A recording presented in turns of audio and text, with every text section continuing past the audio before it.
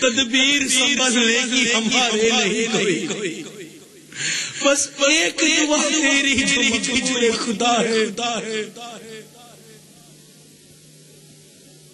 کر حق سے دعا امت مرحوم کے حق میں، خطروں میں بہت اس کا جہاز آ کے لگا ہے، آقا ڈر ہے کہیں یہ نام بھی مٹ جائے رات، مدت سے اسے زور زمان میٹ رہا ہے۔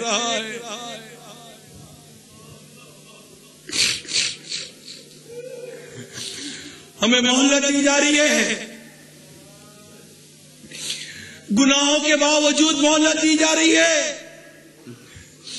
حضرت سیدنا یوسف بن حسن رحمت اللہ تعالی علیہ فرماتے ہیں، ایک مرتبہ میں حضرت سیدنا ذوالنون مصری رحمت اللہ تعالی علیہ کے ساتھ ایک تالاب کے کنارے موجود تھا۔ اچانک ہماری نظر ایک بہت بڑے بچھو پر پڑی جو تالاب کے کنارے بیٹھا ہوا تھا۔ اتنی دیر میں ایک بڑا سا مینڈک تالاب سے نکلا اور وہ بچھو کے قریب کنارے پر آ گیا۔ بچھو اس مینڈک پر سوار ہوا اور مینڈک اسے لے کر تیرتا ہوا تالاب کے دوسرے کنارے کی طرف بڑھنے لگا۔ مگر یہ منظر دیکھ کر حضرت سیدنا ذوالنون مصری رحمت اللہ تعالی علیہ نے مجھ سے فرمایا، چلو ہم بھی تالاب کے دوسرے کنارے چلتے ہیں، اس طرح ضرور کوئی عجیب واقعہ پیش آنے والا ہے۔ چنانچہ ہم بھی تالاب کے دوسرے کنارے پہنچے۔ کنارے پر پہنچ کر مینڈک نے بچھو کو اتار دیا۔ بچھو تیزی سے ایک سمت چلنے لگا، ہم بھی اس کے پیچھے پیچھے چلنے لگے۔ کچھ دور جا کر ہم نے ایک عجیب و غریب خوفناک منظر دیکھا۔ ایک نوجوان نشے کی حالت میں بے ہوش پڑا ہے۔ اچانک ایک اژدہا ایک جانب سے اس نوجوان کی جانب بڑھا اور اس کے سینے پر چڑھ گیا۔ جیسے ہی اس نے نوجوان کو ڈسنا چاہا، بچھو نے اس پر حملہ کیا، اس کو ایسا زہریلا ڈنک مارا کہ وہ اژدہا تڑپ لگا اور نوجوان کے جسم سے دور ہٹ گیا، پھر تڑپ تڑپ کر مر گیا۔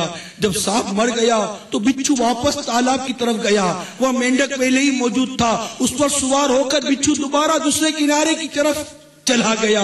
پھر ہم اس نوجوان کے پاس آئے، وہ ابھی تک نشے کی حالت میں بے ہوش پڑا تھا۔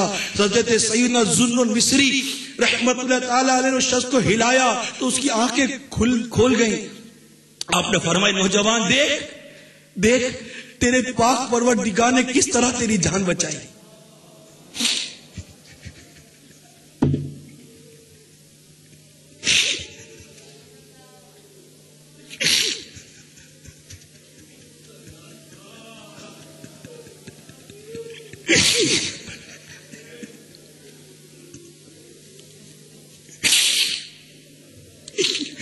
اے نوجوان دیکھ تیرے پاک پروردگار نے کس طرح تیری جان بچائی ہے۔ یہ جو مردہ سانپ تم دیکھ رہے ہو یہ تجھے ہلاک کرنے آیا تھا،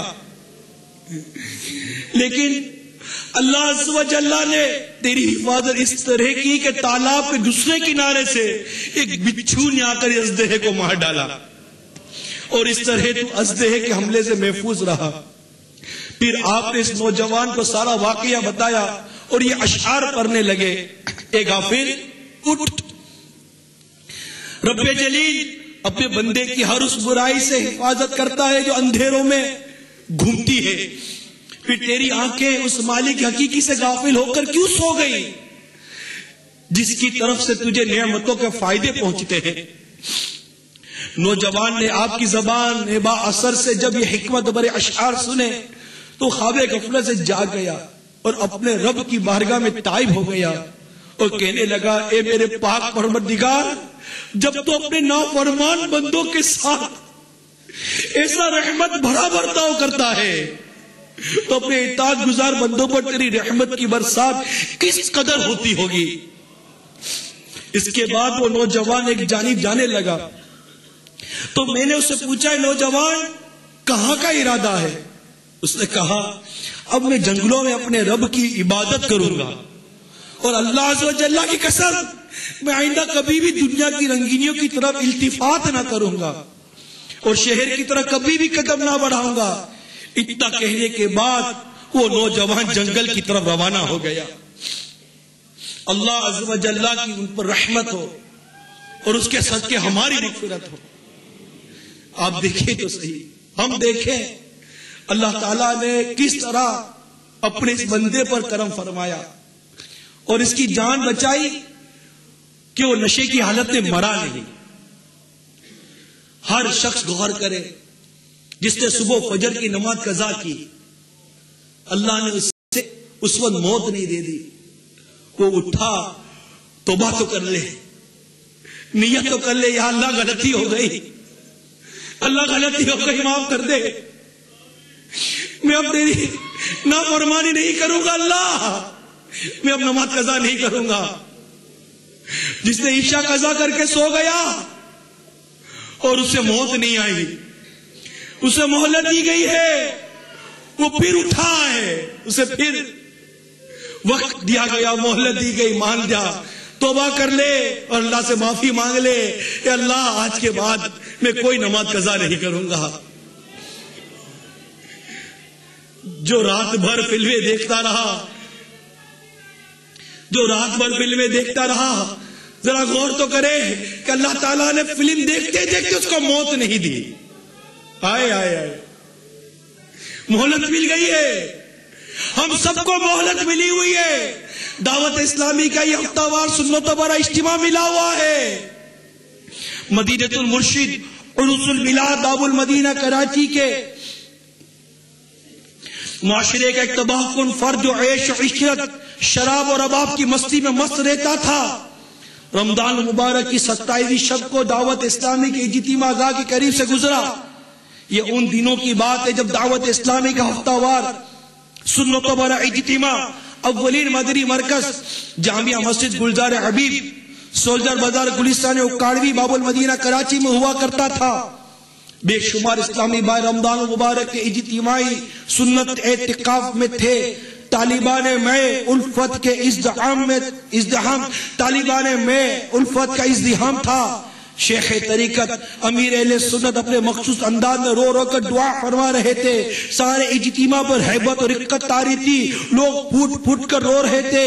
اس بدمعاش کے کانوں سے جب نالا و فریاد کی گونج ٹکرائی تو اس کا دل بھی پسیج گیا اور اس نے اپنے پاس موجود شراب کی بوتل مسجد کے باہر ایک بجلی کے پول کے پیچھے چھپا دی اور دعا میں شریک ہو گیا. شیخ طریقت امیر اہل سنت کی رقت انگیز دعا کے سبب اس کا پورا وجود خوف خدا سے کانپنے لگا, آنکھیں اشکبار ہوئی, تقدیر کا ستارہ چمکا اور وہ گناہوں سے تائب ہو گیا. دعا سے فارغ ہونے کے بعد اسے شراب کی بوتل کو زمین پر دے مارا. طیبہ سے منگائی جاتی ہے, سینوں میں چھپائی جاتی ہے, تو انہی میں پیالوں سے نہیں نظروں سے پلائی جاتی ہے. تو میرے میٹھے میٹھے اور پیارے پیارے اسلامی بھائیوں, دعوت اسلامی کا سنت و برا اجتماع ہمیں میسر ہے. بیان سن رہے ہیں, عذابات کا ہم نے بیان سنا کہ اگر شراب کی حالت میں مر گئے, اس یہ برائی کرتے کرتے مر گئے,